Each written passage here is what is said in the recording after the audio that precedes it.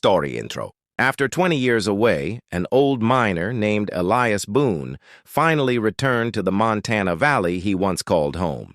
But when he reached the land he had legally claimed in 1867, he was stunned to discover an entire town standing where his cabin once stood. Hundreds of families were living on his property, and a powerful man was hiding a shocking secret behind it all.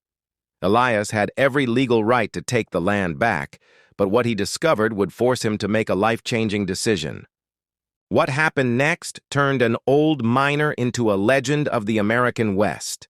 Before we begin, make sure to like, share, and subscribe to the channel.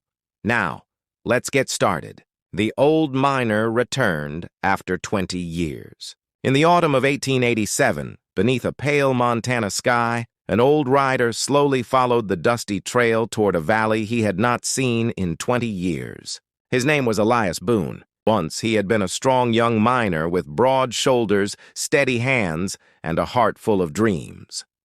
In 1867, Elias had discovered a promising stretch of land beside a narrow river. He had filed a legal claim, built a small cabin, and planned to search the surrounding hills for silver. But fate had other plans. A mine accident nearly killed him. With debts piling up and his health failing, Elias left Montana to seek work farther west. Before leaving, he carefully placed his original land deed inside a leather case. For 20 years, he never returned. Now, at 60 years of age, Elias finally rode home. As he reached the top of a hill, he stopped his horse. His eyes widened. The lonely valley he remembered was gone. Where his cabin once stood, an entire town stretched beneath him. Wooden houses filled the valley. A blacksmith shop stood beside a general store. Wagons rolled through muddy streets while children chased one another between buildings. A church bell rang in the distance. Elias slowly removed his hat. What in God's name happened here? He rode into town. People stared at the old miner as he passed. Nobody recognized him. At the center of town stood a large courthouse. Elias tied his horse outside and walked through the doors. A clerk looked up. Can I help you, sir? I need to speak with whoever runs this town. That would be Mayor Samuel Carter. A few minutes later, a gray-haired man entered the room. I'm Samuel Carter, he said. What brings you here? Elias placed his leather case on the desk and carefully removed an old yellow document. This valley belongs to me.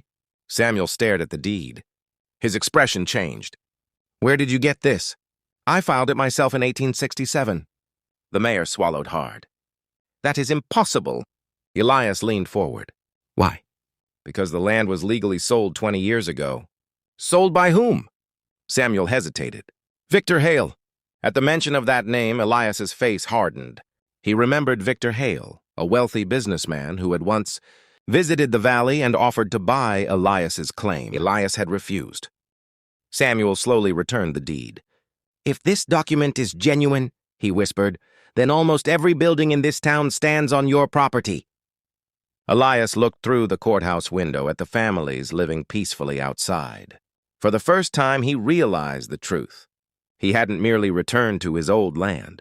He had returned to find an entire town built upon it.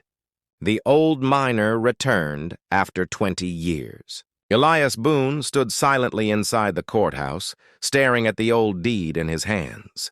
Outside, the people of the town continued with their daily lives, unaware that the ground beneath their homes had once belonged to the gray-haired miner.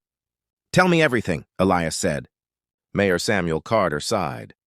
20 years ago, a man named Victor Hale came here. He carried documents claiming you had abandoned this land. He convinced the county officials that you were dead and sold the property to settlers. Elias clenched his jaw. I was alive. I know that now, Samuel replied. But back then, nobody knew where you were. Elias looked through the window. You're telling me these families were cheated too? Samuel nodded. Hale collected money from them for years. Before Elias could answer, the courthouse doors suddenly opened. A tall man wearing an expensive black coat stepped inside. Victor Hale. Even after 20 years, Elias recognized him immediately. Hale smiled coldly. Well, the dead miner has returned. Elias stepped forward. You forged my claim. Hale laughed. You disappeared. The valley needed someone to develop it. You stole it.